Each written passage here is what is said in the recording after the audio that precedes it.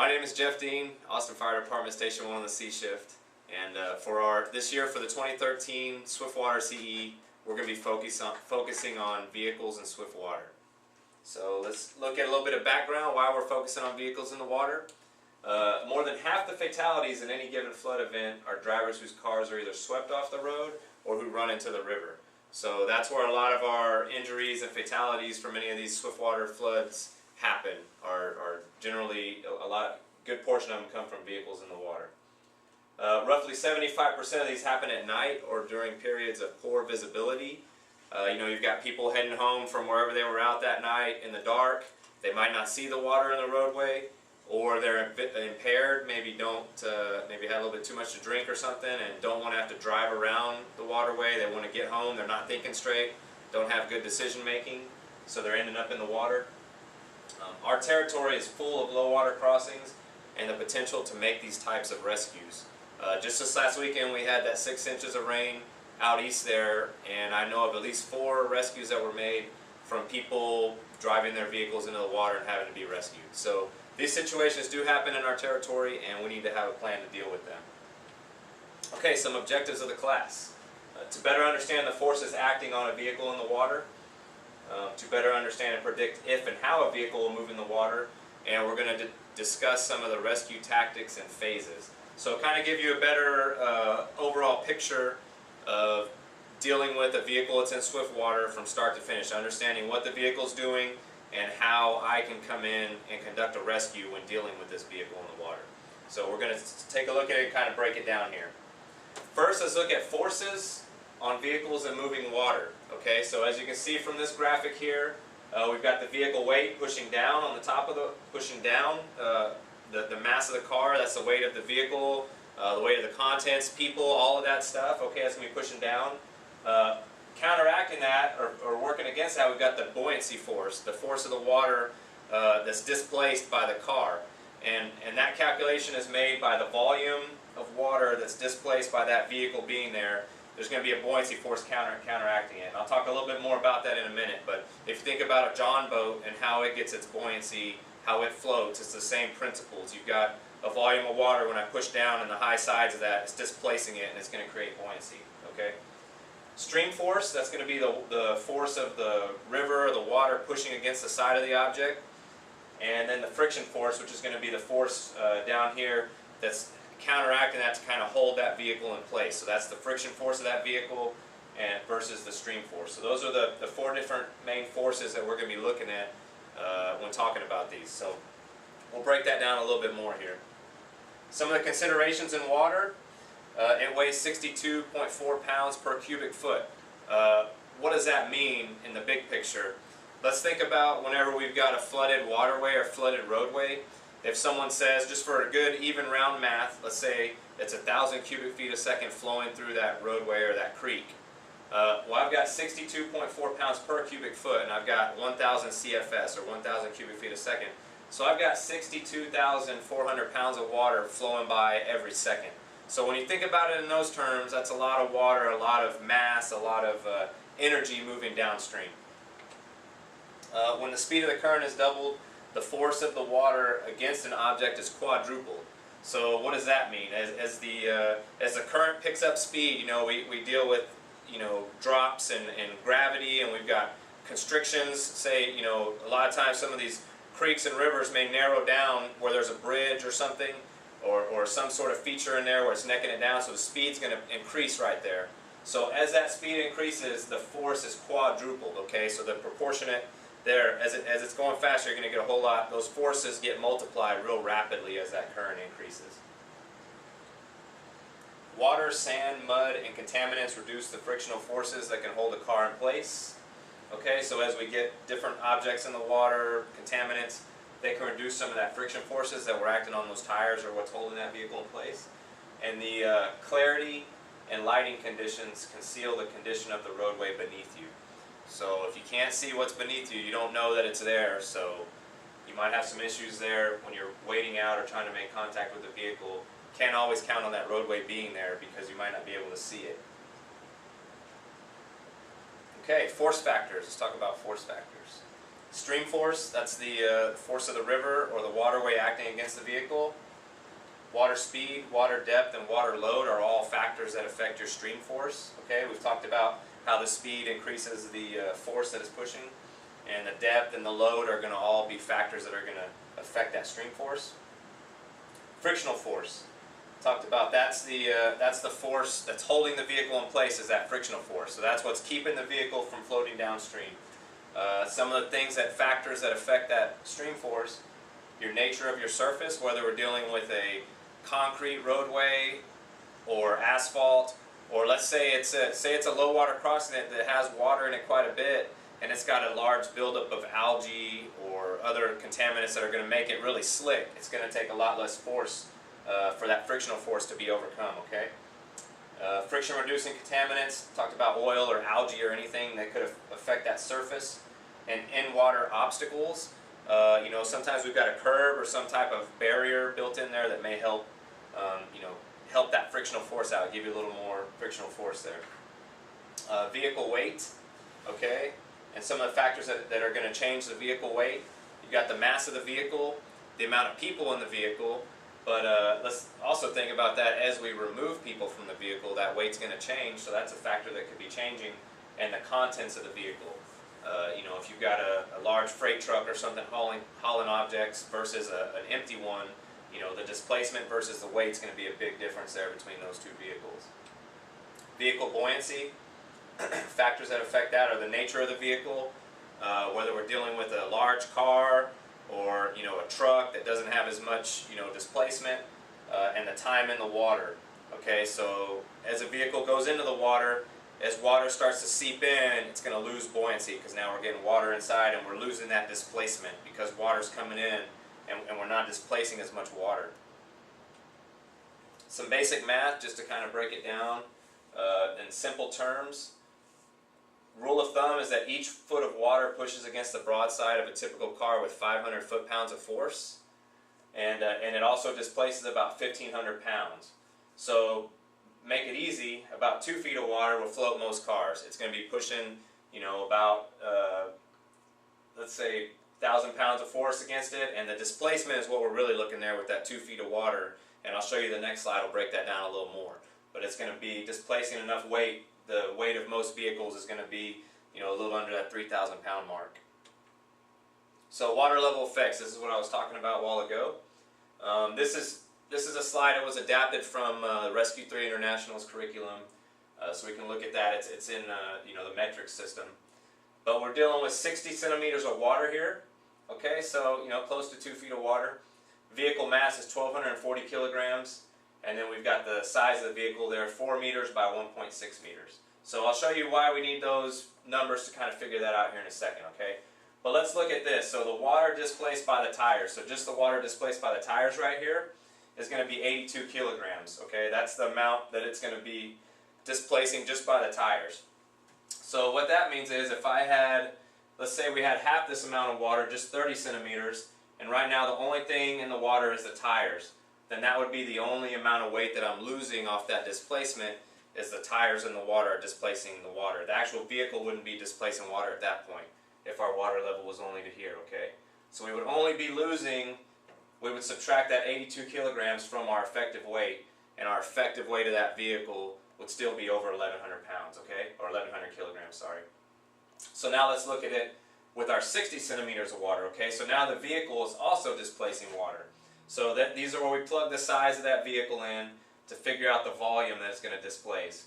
And we come up with that number, 1,920 kilograms of water that are actually displaced by the car, okay?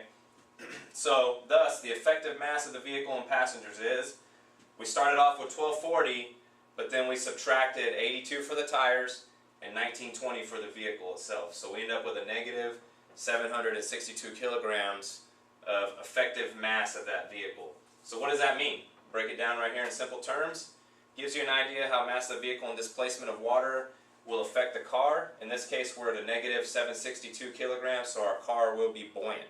So 2 feet of water there shows you how that can float a car. Okay. Forces of water versus a frictional force. Again, here's another slide kind of showing the different forces acting on it. We've got the weight pushing down. And the buoyancy, we just talked about that, right? How those forces interact with each other. Now let's look at some of the frictional force versus the surface friction, okay? That's going to be your side-to-side forces. Okay, so to break it down in simple terms, there's a mathematical calculation to come up with these numbers. I kind of edited some of that out there, and I'll just give you the simplified version. Okay, so our water flow here is 2 meters a second. There's a mathematical calculation you come up with the force of the water. But to simplify that for you all, 760 newtons is the force that we had there, okay? Then there's another mathematical equation based on the weight of the vehicle to come up with the frictional force there. The weight of the vehicle versus the tires and everything acting on the ground. So in this case, the two numbers we came up with, we've got 760 newtons of force pushing against the truck, and the frictional force holding the truck in place is 496 newtons. So in this case, the force of the water is more than the friction force, and it will move that vehicle. Alright, so in that case, the force of the water will move the vehicle. Okay. Let's talk about stability of the vehicle in the water. If we're dealing with a vehicle on hard ground, a hard surface like that, it's more likely to roll. Okay, it's going to push against that vehicle and it's going to slide, and once it becomes buoyant or once it pushes against an object, the tendency of that vehicle is it's going to want to roll over. Okay. Now, I put a little note here at the bottom, just based on some of the stuff that I've been reading about vehicles in the water, is that it's unlike a boat, where a boat, when we high side a boat, we're going to go to the downstream side. In a vehicle, we want to shift weight to the upstream side. It's called a reverse high side. So what that means to me is, if you look at this slide here, so this is the upstream side here, my flow coming down. If I shift weight, typically your vehicle is going to want to roll over in that direction. So if I shift my weight to the upstream side of that vehicle, I'm doing what's called a reverse high side, and I'm going to counteract that weight and hopefully keep the vehicle from rolling over. So just something to think about if you're putting people and rescuers on top of this vehicle over here working on the downstream side, and you start to get some lift, or that vehicle becomes unstable, you may need to shift a little weight to that reverse high side on it. Okay, just a little note, something to think about there. Okay, vehicle stability on soft ground. These vehicles are less likely to roll if we're dealing with sand or a soft, a muddy bottom, something like that, because the car will settle into that bottom a little bit, and it's going to have a lot more friction force, a lot more forces just kind of holding it in place there. So it's a lot less likely to roll when it's settled in on a soft bottom. Okay, the phases of rescue for cars in the water. I broke this down into 6 phases that we'll talk about a little more in depth with each one here in just a sec. They are scene size up, stabilize the vehicle and get the victim's PFDs. Okay, that's one of our first priorities. Glass management and exit openings, accessing the vehicle, victim management, and extraction. Okay, so let's break those down a little more in depth here. So let's talk about scene size up. Okay, what makes up scene size up? First of all, the number of victims, knowing the number of victims that we're going to be dealing with. We need to make sure we account for all of the victims and have a good idea of getting an idea how many people we're going to be dealing with in that rescue. Any hazards, looking at any hazards around the vehicle. Those could range anything from overhead wires, if we've got air assets coming, to other vehicles, things floating downstream. Any type of hazards. We're going to be constantly looking for things that are going to affect the rescue and our plan that we come up with. Accessibility, that's accessibility of the car. Is it pushed up against a wall or a guardrail, or are we going to have to access this car in a certain condition that's not how we would normally do it? We need to be taking a look at all that stuff, how we're going to be able to access that vehicle, and when we're making these decisions. The location of the vehicle, what's downstream of it? Is the vehicle stuck in a low water crossing, and just downstream of it there's a lot of trees and strainers and different features that I need to be very careful of, that I know that I don't want anything to go downstream, because it's going to be real bad. So that's going to up the risk when we're doing our risk-benefit analysis. That's going to definitely up the ante a little bit. Upstream spotters and downstream safeties. Okay, these are both very important jobs, and I know that sometimes we get in such a rush when we get on scene to make these rescues that we don't always take the time to think about these roles, but I want to talk about them a little bit. The upstream spotters, they're going to be sent upstream of the operation enough distance that if they see something floating downstream, they have enough time to relay that to command or to the rescue team that, hey, you've got a large tree floating downstream, or you've got you know, another bus full of people floating downstream, watch out. You know, so if they have time, they need to give enough time. In other words, I don't want my upstream spotters to be 50 feet up from the operation and the water's flowing 6 miles an hour, and by the time they say something, it's already on us, right? So their job, they need to get upstream enough that they can relay that information. Downstream safeties, that's a very important role. Their downstream safety is not just for the victims, but also for the rescuers. If anything goes wrong in that operation at all, they are the lifeline for the rescuers and the victims. So that is a very important role. I know traditionally when people get assigned that downstream safety spot, they may just grab a couple throw bags and go walking down the creek. However, you know, that may be something we want to look at a little bit, depending on the type of operation we got. If we know it's a high-risk operation, send in a few more people with those guys, maybe have some tethered swimmers ready to go in the water. You know, if you're dealing with victims or people that may get hurt or incapacitated floating downstream, they might not be able, a throw bag hitting them might not be enough. We may have to have someone that can actually be ready to go. So, you know, that is something that, those downstream safeties, that can become a complex piece of that puzzle, and something we need to take a look at. Contingency plans, I already kind of talked about if things go wrong, but we need to have contingency plans also. You know, say we start a wading rescue or a shallow water crossing, and our guys get out there and say it's too much, we can't walk in it. You know, we need to have a backup plan, something to deal with that, so we're not back at square one. You know, say, okay, maybe we can do a continuous loop now and provide them a little extra help from the shore. You know, we can do a pendulum, a tension diagonal, a boat drop. Have some different contingency plans in the back of our head, so before we start this operation, everyone knows if this doesn't work, we're going to try this, and if that doesn't work, we're going to go to that. So we're able to shift gears a little bit quicker when we're going. Type of extraction, okay, and that goes into you know, looking at all the risk-benefit analysis as to how we're going to do this. Are we going to do a reach, throw, row, go, tow, or the helo? We've got lots of options to look at, and that's up to our crews out there and our officers to make the right decision on what type of extraction is appropriate, and you know, make sure that they've got those contingency plans to deal with it. Approach. Okay, so as we're approaching these scenes, this is something I just want to throw in there before we get into any other stuff. We need to read the water.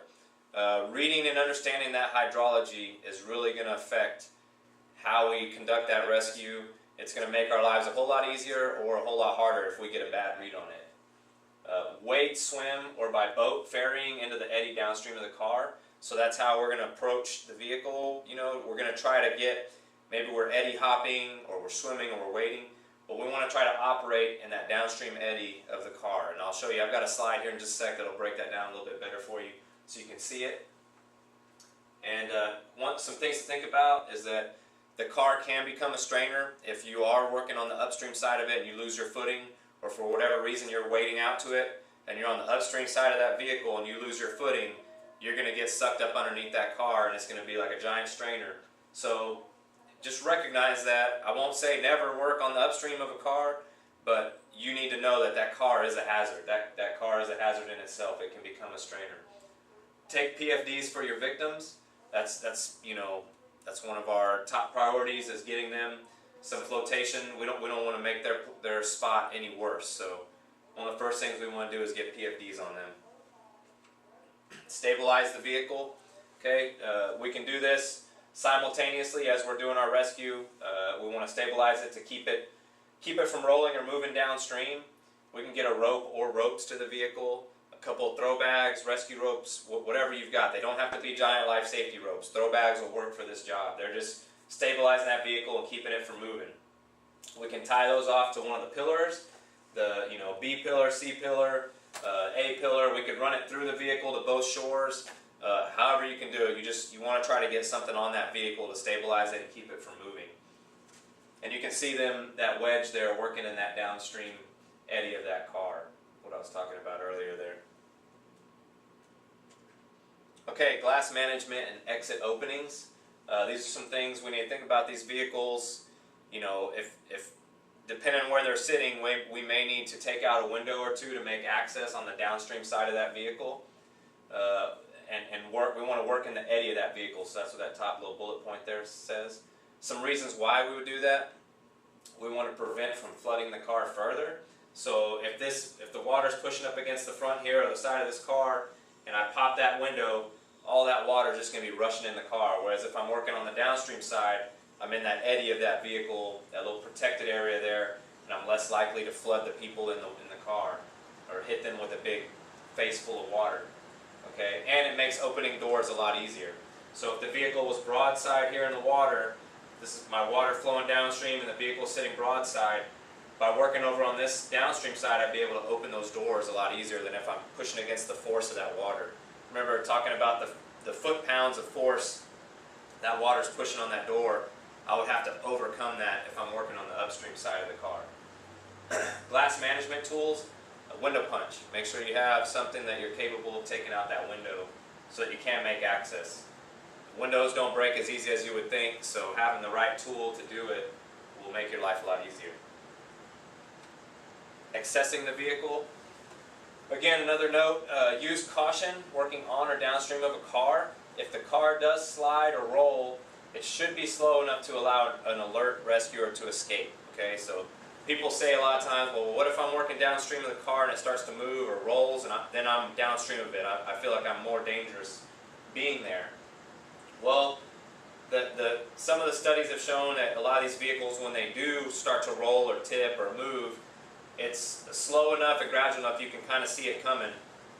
An alert rescuer will be able to get out of the way of that. So, you know, if you're working around it though, you need to be aware of what that vehicle's doing. And that's one of the other reasons why we stabilize the vehicle with ropes, is to help prevent that. Okay, so if you've got that vehicle stabilized with ropes, it's going to make your life a whole lot easier and a whole lot safer. Okay, and then another note there in italics, rescuers should not go more than an arm's length into a car unless absolutely necessary. Okay, we don't want to get inside that vehicle. In fact, we're wanting to get the people out of the vehicle, because being in that vehicle is one of the most dangerous places they can be. Yeah, it may be a stable place now, but if it rolls or moves downstream, they could end up trapped in that vehicle. I know probably a lot of y'all saw the video out of Colorado where the firefighters were trying to get the guy out of the car, and it rolled over, and luckily he had a little air pocket up in there that he could breathe until they were able to get him out the door. So just be aware that you do not want to go in that vehicle. If you've got to reach in there and cut a seatbelt or assist someone getting out, that's okay, but try to avoid going in there if you can at all costs. Victim management, okay? We want to get the victims out of the vehicle, but need to provide a safe, more stable area for them to wait. Okay, what I mean by that is, if I've got 3 people in a car, like I said, I want to get them out of that car, okay? But before I do that, I need to make sure that I'm providing them a safe environment to move into. I don't want to take them out of that vehicle and not give them a safe place to wait until we have a rescue plan in place. So I want to get them PFDs. I want to get them out onto the roof of that vehicle or in the downstream eddy in a safe zone, and I need to provide them a safe place to wait. So if I need additional rescuers there to help with that, I can do that, but I want to make sure that I'm accounting for all my victims, and I'm getting them out of the car and providing them a safe refuge. One of the things we can do is we can loop a seatbelt over the roof to provide a handle for stability. So you can reach in the car, if they are having to wait on the roof of the vehicle for rescue, they can pull a seatbelt out, loop it up over the car, and hang on to that. Or you can use a loop of webbing, prusik, whatever you happen to have on you, and just give them something to hang on to up there, other than the slick roof of a car. Extraction. Okay, victims can be evacuated the same way as we approach the car. Okay, if we were able to do a shallow water crossing to get out to the vehicle, or a continuous loop, or whatever method we use to get out to the vehicle, that's probably going to be one of the easiest ways to get victims back to the car. If we feel like it was safe enough for us to do it, and it's going to be safe enough to get the victims back through, that can be one of our methods. Another option is to set up a tension diagonal from the car to the shore. Okay, so if this is our vehicle here, we could set up our tension diagonal, tie it off somewhere on the car, on one of the pillars, and have it go on the shore, just to provide us that extra, something to hang on to, and use the force of that water to push us to shore, using the tension diagonal and the ferry angles, putting our body in that ferry angle to use the force of the water to push us to shore. Something to think about, once we start removing victims from the vehicle, we're changing the effective mass of that vehicle. We're taking out some of that force pushing down. and it could cause the vehicle to become more unstable as we do that. So be on the lookout for that. Pre-planning for vehicle rescues. These calls often occur at common hotspots. You know, definitely we know some of the low water crossings where these happen. There's some over in 18's territory, 40's territory, 41's, Bull Creek, 31's territory, where these calls happen quite frequently. So these areas can be pre-planned so that we have an idea, you know, what type of hazards we're dealing with, what's upstream, what's downstream. We can go out and look at these things dry, and that's going to help us understand why the water's doing what it does when there's water flowing through there. So we can pre-plan these things dry and understand them a little bit better when they're flowing. Be aware of what's upstream and what's downstream. And the other thing is we want to watch out for hidden hazards like culverts and manholes. Earlier I mentioned that you might not be able to see the roadway or see what's beneath you, so it's good to know if you have a good idea that there are culverts and manholes and those types of things around a certain area. It's good to know that beforehand, before you end up working near them. Pre-planning can pay off. Okay, here's a picture of a car in a roadway, and over here's a pre-plan. You can see there's guardrails, there's the bridge, so you kind of have an idea of what's around that vehicle, even though it's underwater. By pre-planning these things, we have a better idea and have a plan in place before we get out there. Here's a couple pictures of Bull Creek, Spicewood Springs Road, Lakewood Drive, Old Spicewood Springs, just to give you an idea if you were out looking at some of your territory. Visual information. Here's a slide that kind of sums up some of the things I was talking about. We've got the flow of the water coming up from the top right, flowing downstream here. There's some hazards. There's a pole there, some overhead hazards. Access on the downstream side of the car here, and the stability is provided by this wall that the car is pushed up against. Now remember, I mentioned you can't see, the water. You can't see any of those underwater hazards, so we still need to be on the lookout if we're waiting out there or taking people out of the car and walking out, that there might still be some underwater hazards there. Plan your extraction. Here's a couple of slides for you to look at. Come up with a plan, talk about, look at some of the different ways, size them up, think about what you would do if you had that type of situation. Summary. Alright, a basic understanding of vehicle behavior in water is a key foundation to a successful rescue. Again, we need to be ready to perform these rescues, and we need to understand that water and what the vehicle is going to do. Rescuers should be equipped, trained, and capable of performing these rescues. Obviously, the City of Austin has an expectation that when people end up in their car in the water, that when they call 911, someone's going to be able to come solve that problem for them. So we need to be the subject matter experts able to deal with that type of situation and conduct these rescues. We can't control everything, but by planning for these events, we can be ready. So we need to pre-plan, talk about these things, train for them, be ready for them, so when the tone goes off, we have an idea of what we're doing. Alright, and then last but not least, here's a link to a short little video. It was taken at a Swiftwater simulator with a vehicle in the water, and they'll talk about some of the stuff acting on that vehicle. You can click on that link or copy it and paste it. Cool little video. And thanks to Lynn Burchell for some of the graphics assistant. He's a paramedic there at Starflight. He helped with some of the pictures and graphics. And that's about it. Thank you for your time.